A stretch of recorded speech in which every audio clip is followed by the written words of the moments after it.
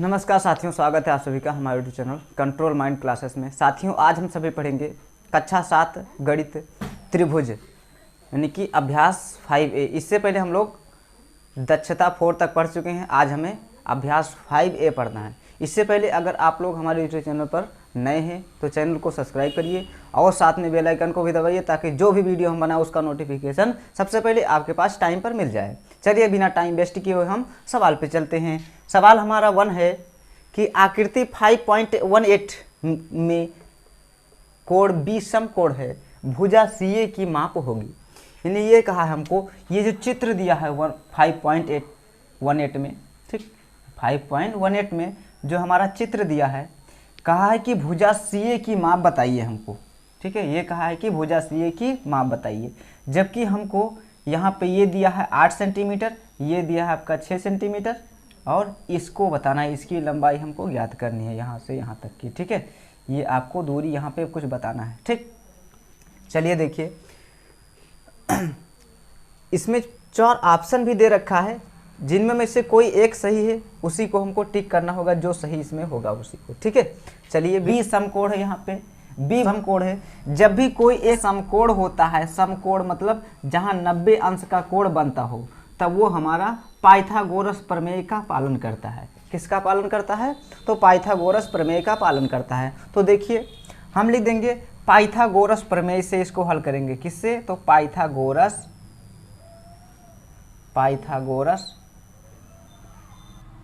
प्रमेय से हम हल करेंगे। ठीक है, देखने कि इसका प्रमेय होता क्या है, फार्मूला एग्जाम्पल। ठीक है, तो देखिए क्या होता है कि कर्ण का स्क्वायर बराबर होता है आधार का स्क्वायर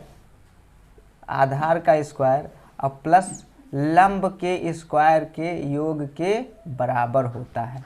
ठीक, कर्ण का स्क्वायर जो होता है वो आधार का स्क्वायर और प्लस लंब के स्क्वायर, इसका जब जोड़ेंगे तो इसके बराबर ये कर्ण वाली भुजा रहेगी। यानी इन दोनों भुजाओं को माप लेंगे और ये भुजा हमारी कर्ण वाली जो सबसे बड़ी भुजा होती है वही कर्ण की भुजा कहलाती है।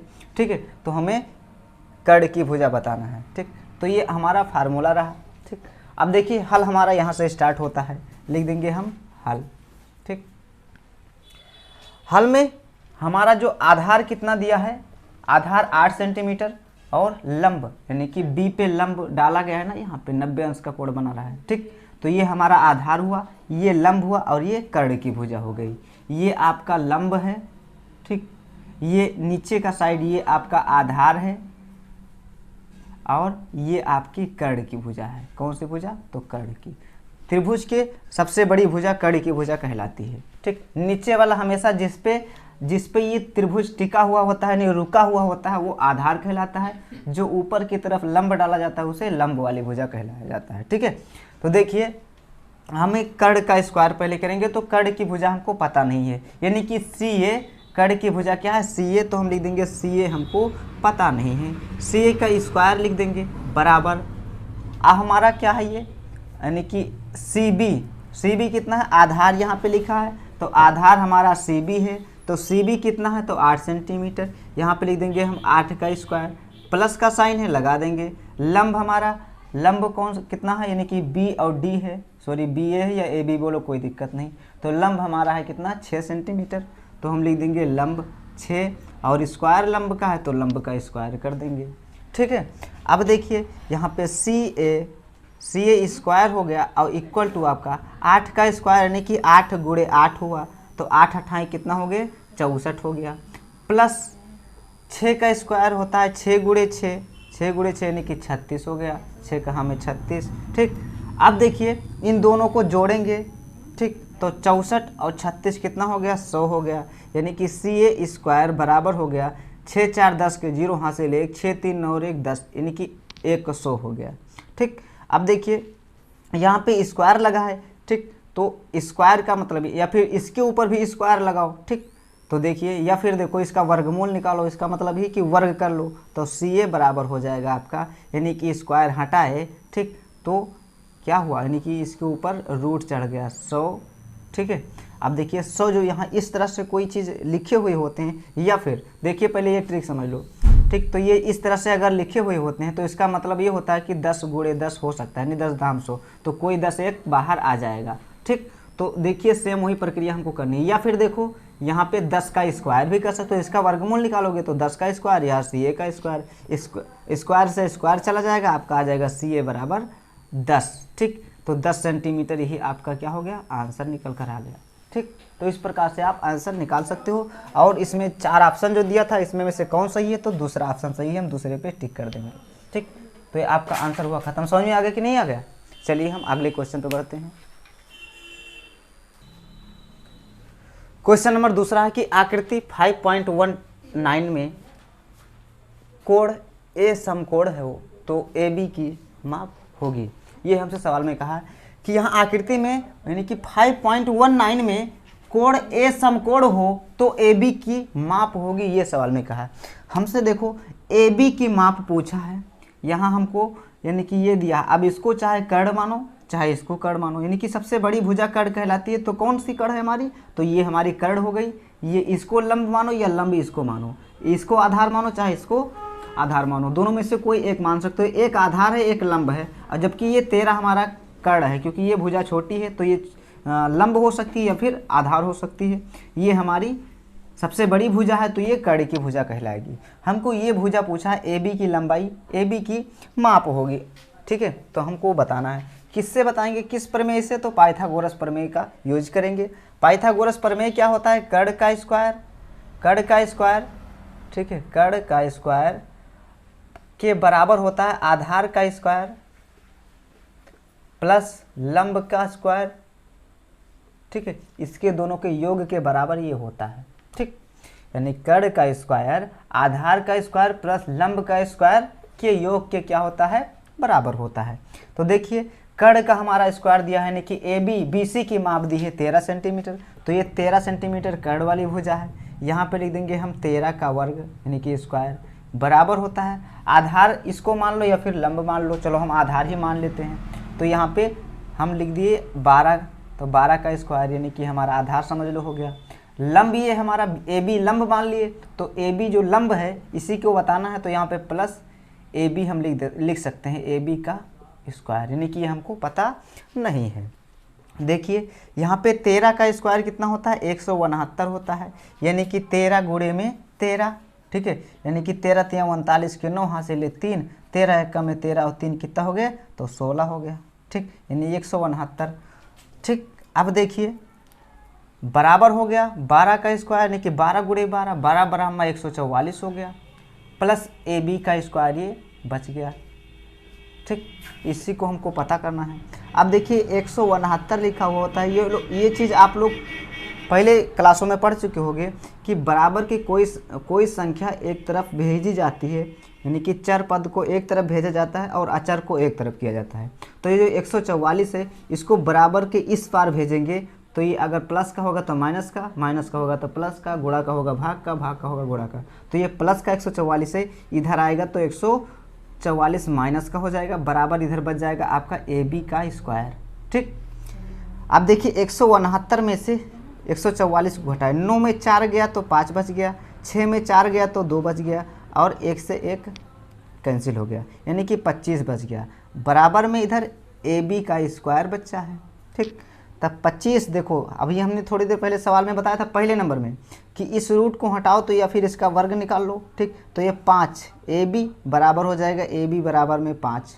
ठीक, देखो दोनों तरफ चाहो तो स्क्वायर लगा दो या फिर इसके ऊपर रूट चढ़ा दो, 25 लिख के रूट चढ़ा दो, इधर तो स्क्वायर है ही। अब ये कोई संख्या यानी कि 5 गुणे 5 ये है तो 2 में से 1 बाहर आ जाएगी 5। ठीक, समझ में आ रहा है, ये रूट से स्क्वायर से रूट चला जाएगा। या फिर देखो वर्गमूल इसका निकालने के बाद में यानी कि 25 का वर्गमूल निकाले 5 आया, 5 का स्क्वायर यानी कि 5 5 25 हो गया, यानी कि स्क्वायर से स्क्वायर चला गया, आपका बच गया ए बी बराबर 5 सेंटीमीटर। इसको सीधा चाहे तो लिख सकते हो ए बी बराबर में 5 सेंटीमीटर। ठीक, तो जहाँ पे 5 सेंटीमीटर होगा, इसमें 4 ऑप्शन भी दिए रखे थे हमको, तो कौन सा सही है, कहाँ पे लिखा है, तीसरे नंबर पे, हम तीसरा नंबर टिक कर देंगे कि ये सही हो गया। इस प्रकार से आपका आंसर हो गया। चलिए नेक्स्ट क्वेश्चन को देखते हैं। क्वेश्चन नंबर तीसरा है कि निम्नलिखित आकृतियों में समकोण त्रिभुज को देखकर अपनी अभ्यास पुस्तिका में रिक्त स्थानों की पूर्ति कीजिए। यानी कि इसमें जो है हमको इस चित्र को देख के और जो खाली जगह है वहाँ पे हमको भरना है। ठीक, यहाँ पे देखिए चित्र नंबर 1 है, चित्र 2 है, 3 है और 4 है। ऑप्शन भी दे रखा है पहले का, दूसरे का, तीसरे का और चौथे का। हमें चारों को देखना है, चारों में रिक्त स्थानों की पूर्ति हमको करनी है। देखिए यहाँ पे लिखा है 4, ये 7 है और ये x है। ठीक, तो यहाँ पे ये समकोण हमारा है, समकोण ये है, तो ये आधार हो गया, ये लंब हो गया, तो ये कर्ण वाली भुजा है। ठीक, तो यहाँ पे हम लिख सकते हैं x का स्क्वायर। ठीक, जब इसको करेंगे, हल करेंगे तो जो निकल कर आएगा, हालांकि हमको ये नहीं करना है, बस यही इतना कर देना है कि रिक्त स्थान भर देना है। बस यहाँ पे x स्क्वायर कर देना है, यानी कि इसके बराबर ये आधार का स्क्वायर और लंब का स्क्वायर के योग के बराबर होता है कर्ण का स्क्वायर। ठीक है, ये दूसरा चित्र आपका है, यानी कि 5। ठीक, ये आधार मान लिए प्लस लंब मान लिए, लंब का स्क्वायर यहाँ पे हमने भर दिया पहले से, और ये a का स्क्वायर कर सकते हो, यानी कि ये आधार हो गया, ये लंब, इसका योग करोगे तो आपके कर्ण के योग के बराबर हो जाएगा। ठीक है, कर्ण के स्क्वायर के बराबर। ठीक, यहाँ पे तीसरा देखिए, चित्र नंबर 3 है आपका। यहाँ पे 13 का स्क्वायर, यानी ये कर्ण है। कर्ण की वाली भुजा में से लंब वाली या आधार वाली कोई भुजा घटा लेते हैं तो हमें, यानी कि आधार या लंब कोई एक पता हो जाता है। यानी कि मान लो अगर ये कर्ण की भुजा हो गई, कर्ण का स्क्वायर और बराबर हो गया आपका लंब का स्क्वायर, लंब। ठीक है, और प्लस आधार ये दिया होता है। ठीक, कर्ण हमें दे दिया है, मान लो ये आपका कर्ण 9 हो गया और लंब आपका कितना हो गया, लंब मान लो 5 हो गया, और ये आधार पता नहीं है तो ये इधर आएगा, आधार पता नहीं तो आधार को एज इट इज लिख दोगे जैसे लिखा है।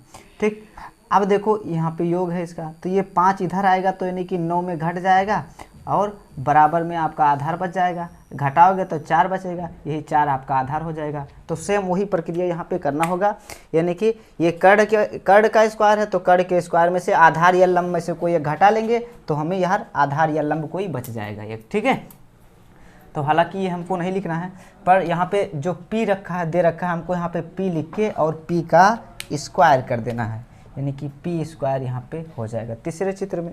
चौथा देखिए, यहाँ पे y स्क्वायर दिया है और बराबर में 10 का स्क्वायर, यानी कि जो कर्ण वाली भुजा हमारी है ये कितनी है, सॉरी ये y स्क्वायर है, ये तो ये लंब हुआ या आधार हुआ, चलो इसको लंब मान लिए, तो लंब ये हो गया और आपका यानी कि कर्ण ये हो गया और आधार ये हो गया। ठीक, तो देखो यानी कि ये लंब हो गया, ये कर्ण हो गया, ये आधार हो गया। कर्ण जो है सबसे बड़ी भुजा होती है। ठीक, तो यहाँ पे माइनस अगर हम कर देंगे 8 का स्क्वायर, ये नहीं कि ये कर्ण है। ठीक, ये कर्ण का स्क्वायर है तो यहाँ पे -8 का स्क्वायर कर देंगे तो हमारा आंसर निकल आएगा। ठीक, इस प्रकार से आंसर हो गया। चलिए नेक्स्ट क्वेश्चन को देखते हैं। क्वेश्चन नंबर 4 है कि त्रिभुज, ये त्रिभुज का सिंबल है, त्रिभुज ABC में ये कोण का सिंबल है, कोण ABC समकोण है। यदि AB बराबर 7 सेंटीमीटर, BC बराबर 24 सेंटीमीटर तो CA की लंबाई ज्ञात कीजिए। ये सवाल में हमको कहा है। देखिए सिंपल सा बात, हम कहेंगे कि पाइथागोरस प्रमेय से हल करेंगे हम, किससे, तो क्योंकि इसमें ABC भुजा समकोण है इसलिए। ठीक, यानी कि ABC यानी B वाला हमारा समकोण है, इसलिए यहाँ पे हम पाइथागोरस प्रमेय का फार्मूला लगाएंगे। पाइथागोरस प्रमेय से हम हल करेंगे, प्रमेय से। देखिए पाइथागोरस प्रमेय क्या होता है, कर्ण का स्क्वायर बराबर होता है आधार का स्क्वायर प्लस लंब का स्क्वायर, इसी के योग के बराबर होता है कर्ण का स्क्वायर।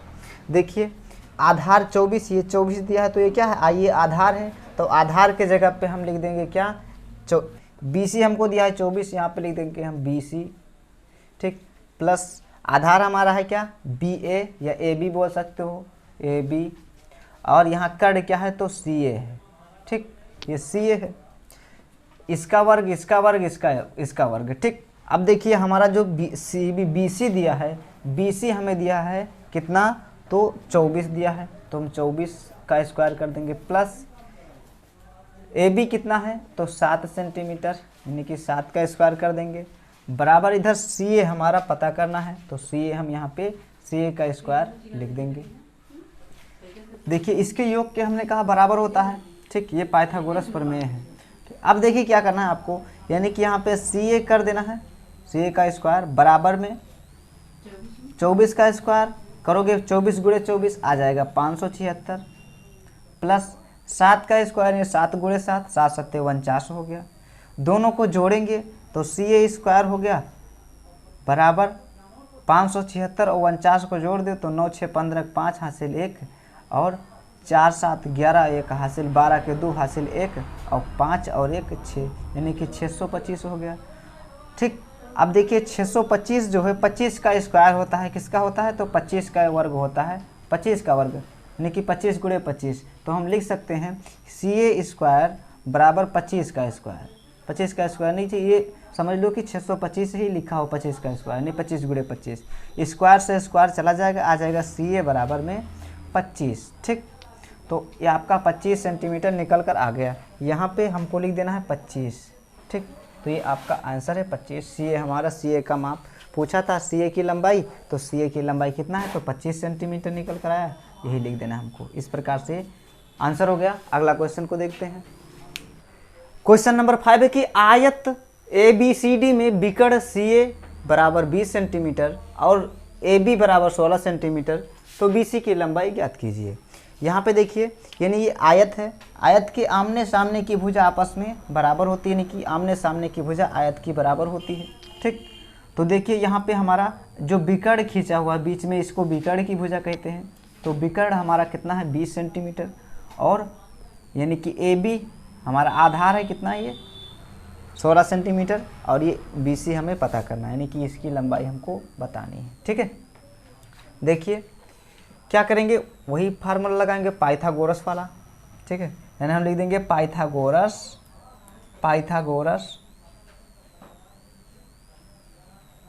प्रमेय से हल करेंगे हम इसको। देखिए सी ए हमारा कितना दिया है, सी ए हमारा है यानी कि यही कर्ण की भुजा हो गई। पाइथागोरस का प्रमेय होता है कर्ण का स्क्वायर बराबर होता है आधार का स्क्वायर प्लस लंब का स्क्वायर। इसको दोनों को जोड़ेंगे तो हमें कर्ण की भुजा प्राप्त होती है। तो कर्ण का स्क्वायर हमको पहले ही दे रखा है यहाँ पे, यानी कि यही कर्ण हुआ, विकर्ण यही कर्ण हुआ, तो हम 20 का स्क्वायर कर देंगे। बराबर में हो जाएगा आधार हमारा कितना दिया है 16, तो हम लिख देंगे 16 इसका स्क्वायर प्लस लंब हमें पता करना है, यानी कि बी सी पता करना है और बी सी ही हमको पूछा है, तो हम यहाँ पे बी सी ही लिख दे रहे हैं। ठीक, देखिए यहाँ पे 20 का स्क्वायर कितना होता है तो 400 हो गया। बराबर हल करेंगे तो यहाँ पे 20 का स्क्वायर 400 हो गया। 16 का स्क्वायर यानी कि 16 गुणे में 16 कितना हो गया 16 छक्का 96 हासिल 9 हो गया और 16 एक्का में 16 और 9 25 256 होता है। यहाँ पे लिख देंगे 256। ठीक, यानी कि 16 का स्क्वायर 256 प्लस बी सी हमारा इसका स्क्वायर भी होता है, तो बी सी हम लिख देंगे एज इट इज़। यहाँ पे बी सी का स्क्वायर हमें पता करना है, यानी कि वो लंब निकालना है हमको। तो देखिए 400 यानी कि चर को एक तरफ अचर को एक तरफ करेंगे, तो ये 400 इधर है, यहाँ पे 400 लिख देंगे। इसको इधर लाएंगे तो ये माइनस का, ये प्लस का 256 इधर आएगा तो माइनस का 256 हो जाएगा। अब बराबर इधर बच जाएगा आपका बी सी का स्क्वायर। ठीक, हल करेंगे इसको तो 10 में से 6 गया तो 4 बच गया, 9 में से 5 गया तो 4 बच गया और 3 में से 2 गया तो 1, यानी 144 बच गया। बराबर में आपका बी सी इधर बी सी का स्क्वायर, ये 144 जो है ये 12 का वर्ग होता है। 12 का वर्ग बराबर हो गया बी सी का स्क्वायर, वर्ग से वर्ग के आपका आ गया बी सी बराबर में कितना तो 12 सेमी। ठीक, बी सी बराबर 12 सेंटीमीटर, ये आपका आंसर हो गया। ठीक, तो हम लिख सकते हैं यहाँ पे 12 सेमी। ठीक, यानी कि बी सी की लंबाई हमको पूछा था, तो बी सी की लंबाई हमारी आ गई 12 सेंटीमीटर। इस प्रकार से आपका आंसर हो गया। अगला क्वेश्चन को देखते हैं। क्वेश्चन नंबर 6 है कि 65 डेसीमीटर लंबी सीढ़ी को दीवार से 25 डेसीमीटर हटाकर लगाया गया है। दीवार के आधार से सीढ़ी के ऊपरी सिरे की ऊंचाई ज्ञात कीजिए। ये हमसे सवाल में कहा है। मान लीजिए ये एक सीढ़ी है, ये समझो एक दीवार है, ये एक सीढ़ी लगाया गया, वो कितना तो 25 सेंटीमीटर लगभग इस दीवार से हटा के लगाया गया। ये कितना है तो 65 डेसीमीटर है, 65 डेसीमीटर लंबी सीढ़ी है। कितनी तो 65 डेसीमीटर लंबी ये सीढ़ी है आपकी। 25 सेंटीमीटर की दूरी पे हटा के लगाया गया इसको। अब कहा है कि यानी कि ऊपरी सिरे आधार से दीवार के आधार से सीढ़ी के ऊपरी सिरे की ऊंचाई यानी कि इसकी ऊंचाई हमको ये बतानी है। ठीक है, देखिए निकाल लेंगे हम पाइथागोरस प्रमेय से। पाइथागोरस प्रमेय क्या होता है? कड़ का स्क्वायर बराबर होता है आधार का स्क्वायर और प्लस लंब के स्क्वायर के योग के बराबर होता है। जबकि कड़ कौन? त्रिभुज के सबसे बड़ी वाली भुजा कड़ होती है, तो कड़ हमारी हो गई 65 दिया है। आधार हमारा दिया है जिसपे त्रिभुज टिका है 25 दिया है।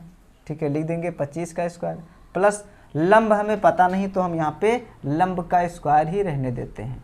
ठीक है, लंब का स्क्वायर 65 का स्क्वायर करोगे तो आ जाएगा 4225, आप लोग कर लेना, बराबर हो गया 25 का स्क्वायर। ठीक है, 25 का स्क्वायर 625 हो गया प्लस लंब का स्क्वायर यानी कि ये रह गया।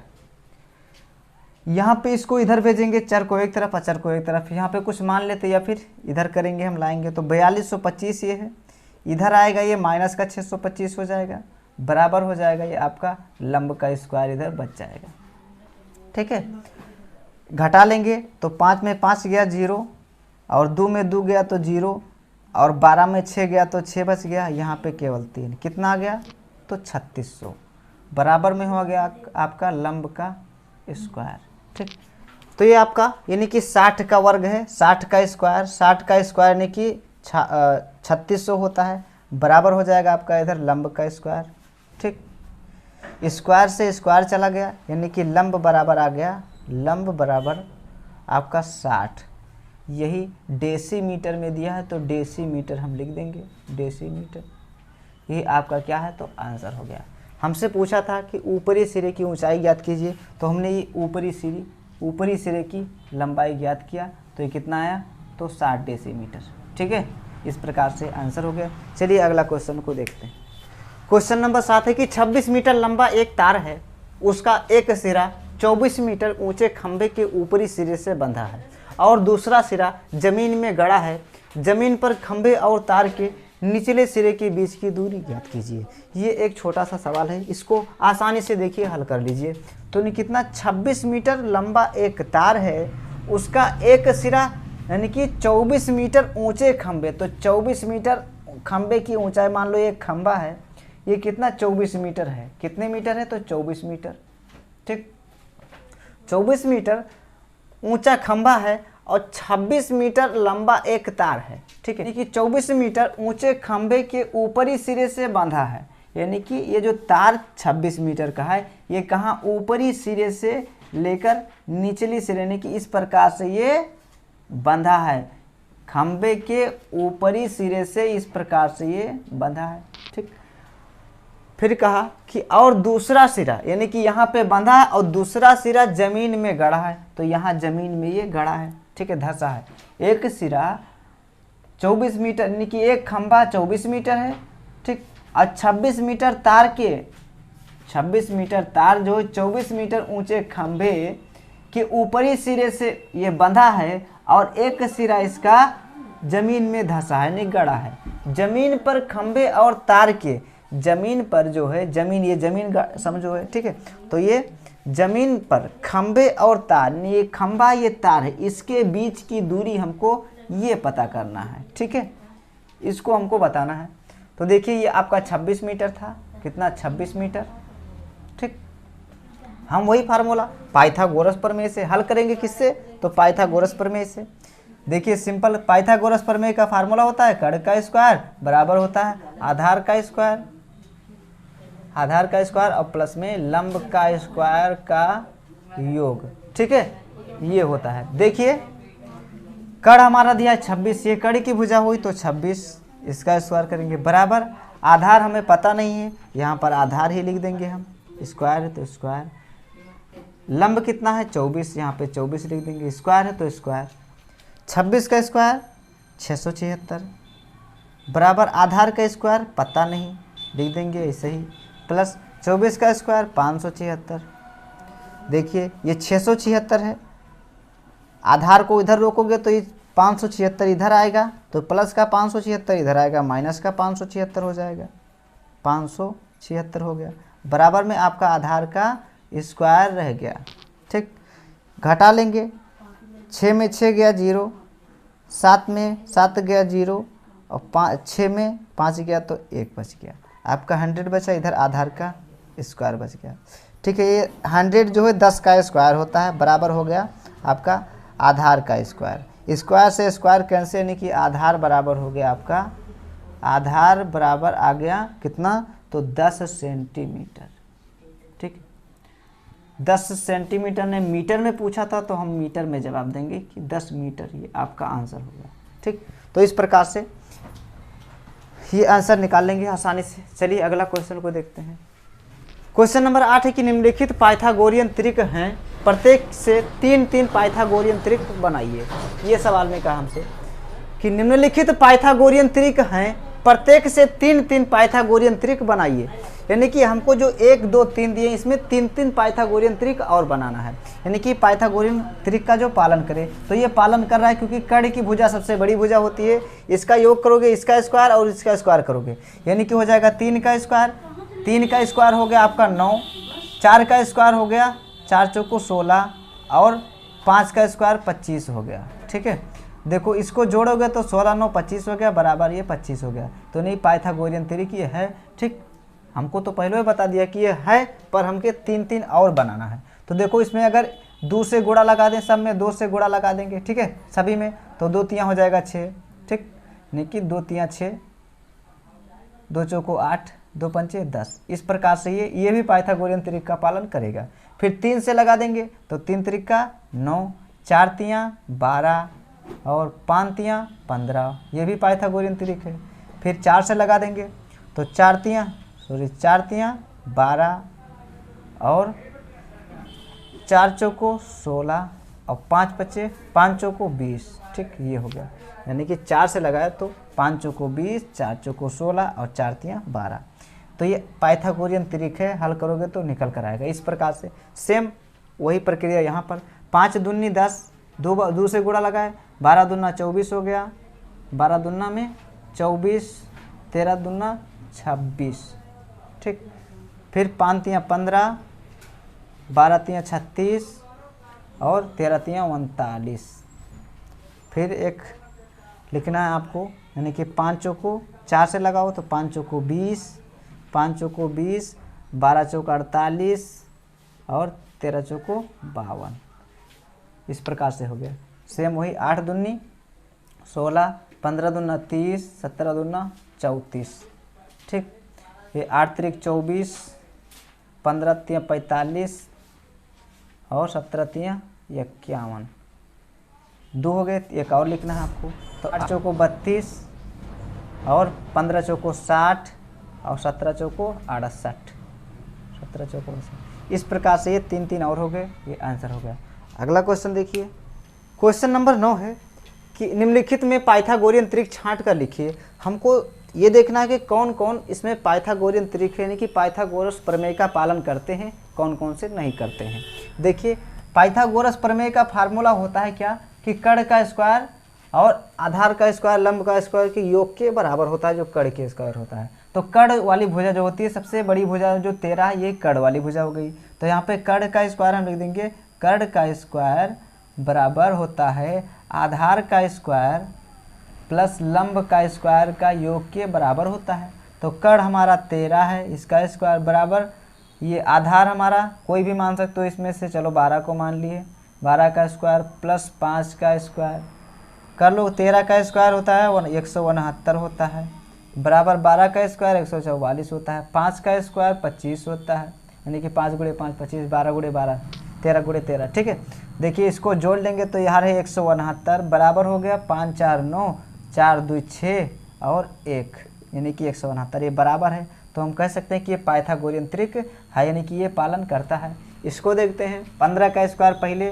तो 15 का स्क्वायर यानी कर्ण का स्क्वायर बराबर हो गया आधार, मान लो किसी को 7 का स्क्वायर मान लिए प्लस 8 का स्क्वायर। ठीक, 15 का स्क्वायर कितना होता है, 15 का स्क्वायर हो गया 225 हो गया, बराबर 7 का स्क्वायर 49 हो गया, प्लस 8 का स्क्वायर 64 हो गया, ये है 225 है, बराबर 9 4 13 3 हासिल 1 6 4 10 और एक 11, यानी कि इधर 103 आ रहा है, 113 आ रहा है, इसलिए पाइथागोरियन त्रिक नहीं है क्योंकि ये बराबर नहीं। देखिए यहाँ पे बराबर है, इसमें बराबर नहीं है। इसको हल करेंगे तो पहले 8 का यानी कर्ण वाली से भुजा 8 होता है, यानी कि सबसे बड़ी भुजा होती है तो 8 है, तो कर्ण की 8 स्क्वायर बराबर 6 का स्क्वायर और प्लस 7 का स्क्वायर का योग के बराबर, यही ठीक। देखिए 8 का स्क्वायर 64 हो गया, बराबर 6 का स्क्वायर 36 हो गया, 7 का स्क्वायर 49 हो गया, 7 का स्क्वायर 49, इसको जोड़ लिए तो 64 बराबर हो गया, यानी कि 9 4 13 और 4 3 7 और 1 8, यानी कि 83 हो गया। इसलिए ये भी पाइथागोरस प्रमेय का पालन नहीं करता है। इसको देखेंगे तो सबसे बड़ी भुजा 17 है, 17 का स्क्वायर बराबर हो गया 15 का स्क्वायर और प्लस 8 का स्क्वायर, ठीक। 279, 17 का स्क्वायर 279, ठीक है, 279 बराबर हो गया 15 का स्क्वायर 225, 225 और प्लस 8 का स्क्वायर हो गया, 8 का स्क्वायर हो गया 64 हो गया, ठीक है, यानी कि ये 289 होता है। 17 का स्क्वायर 289, 15 का स्क्वायर 225 प्लस 8 का स्क्वायर 64 हो गया। जोड़ लेंगे इसको, देखिए इसके बराबर आता है 289 हो गया ये बराबर, यानी कि 4 9 5 4 हो गया 9, 2 और 6 8 हो गया और 2 यहाँ पे, यानी कि 289 हो गए। ये पाइथागोरियन त्रिक का पालन करता है, ये है। इसको देखेंगे 3 का स्क्वायर 9, 4 का स्क्वायर 16, 5 का स्क्वायर 25, ठीक, यानी कि इसके बराबर होता है ये, यानी कि सबसे बड़ी भुजा कौन है तो 5 वाली, ये कर्ण की भुजा हो गई, बराबर हो गया 4 का स्क्वायर और प्लस 3 का स्क्वायर, 5 का स्क्वायर हो गया आपका 25 हो गया और 4 का स्क्वायर 16, 3 का स्क्वायर 9, ठीक, तो 16 9 25 बराबर इधर 25 हो गए, ठीक। तो ये भी पाइथागोरस प्रमेय है। हमसे कहा छांट के लिखिए, तो छांट के हम लिख देंगे कौन कौन से हैं हमारा, एक ये है, एक ये है और एक ये, जो पाइथागोरियन त्रिक है ये दो हमारे नहीं है। लिख देंगे हम 5, आंसर में इधर कहीं भी लिख सकते हैं, 5 12 और 13 ये हो गया एक। दूसरा है आपका ये वाला चौथा नंबर वाला, यानी कि 8 15 17, तो 8 15, ठीक है, 8 15 और 17। एक है आपका यानी कि 3 4 5, 3 4 और 5, ये भी आपका पाइथागोरस प्रमेय है। इस प्रकार से ये आपका आंसर हो गया, इसको लिख देना है, ठीक है। क्वेश्चन नंबर 10 है आपका कि सत्यापन कीजिए यदि कोई n विषम संख्या है तो n स्क्वायर -1/2 और n स्क्वायर +1/2। देखिए कह रहा कि n अगर कोई विषम संख्या है तो हमको सत्यापन करना है, यानी ये पाइथागोरस प्रमेय है कि नहीं, ठीक। तो देखिए अगर मान लो n को कुछ भी विषम संख्या कौन से होती है 1 3 5 7 9 11, ठीक, इस प्रकार से ये आपके विषम संख्या है, तो इसमें कोई भी संख्या डाल दो। विषम संख्या मान लो 3 5 या कुछ भी, चलो हम पहले 3 को मान रहे हैं, तो 3 को अगर मान लिए तो n के जगह पे 3 ये हो गया। ये आपका है n का स्क्वायर है, तो यानी कि 3 का स्क्वायर 9, 9 में 1 गया तो कितना बच गया, यानी कि 3 का, यहाँ पे लिखो 3 का स्क्वायर -1/2। ये आपका हो गया 3 का स्क्वायर प्लस में 1/में, जहाँ जहाँ पे n है वहाँ पे हमको 3 लिख देना है, ठीक।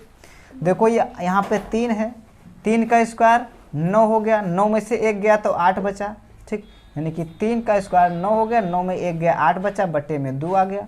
इधर 3 का स्क्वायर 9 और 1 जोड़े तो 10 बटे में 2 आ गया। ये आ गया आपका 3 बराबर में हो गया ये, यानी कि 2 से भाग लगाया, 2 चौको 8 4 आ गया, इसको 2 से भाग लगाए तो 5 आ गया, ठीक। अब इसका अगर हम क्या करें पाइथागोरस प्रमेय लगा के इसको हल करें तो ये आ जाएगा, यानी कि कर्ण वाली भुजा 5 हो गई, 5 का स्क्वायर बराबर हो गया 4 का स्क्वायर और प्लस में 3 का स्क्वायर, 5 का स्क्वायर 25 हो गया, 4 का स्क्वायर 16 हो गया और प्लस में 3 का स्क्वायर तो ये 9 हो गया। 16 9 कितना हो गया 25 हो गया, इधर भी आपका 25 है, ठीक। तो ये बराबर, यानी कि ये पाइथागोरस प्रमेय का पालन ये करता है। इसी प्रकार से सत्यापन करना, अगर मान लीजिए एक बार 5 मान लो, ठीक है, तो जहाँ जहाँ पे 3 है वहाँ पे हमको 5 केवल कर देना है, ठीक है, जहाँ पे 3 है वहाँ पे 5। तब देखिए ये पाइथागोरस प्रमेय का पालन करता है कि नहीं करता है। चलिए देखिए 5 का स्क्वायर, पहले 5 यहाँ पे लिख दूँ, 5 का स्क्वायर 25, 25 में 1 घटाए तो 24 बचा, 24 को 2 से भाग लगाए तो 12 आ गया। यहाँ पे देखो 5 का स्क्वायर 25 और 1 26, 2 से भाग लगाए तो 13 आ गया, ठीक। सबसे बड़ी भुजा 13, 13 का स्क्वायर 169 हो गया, बराबर में 12 का स्क्वायर 144 हो गया और प्लस में 5 का स्क्वायर 125 हो गया। दोनों को जोड़ेंगे तो 169 इधर है, बराबर में हो जाएगा 5 4 9 4 2 6 और 1 यानी कि 169। पाइथागोरस प्रमेय का पालन ये करता है। इसी प्रकार 7 डाल के 9 डाल के 11 13, ठीक है, कोई भी विषम संख्या डालोगे तो ये पाइथागोरस प्रमेय का पालन करेगा।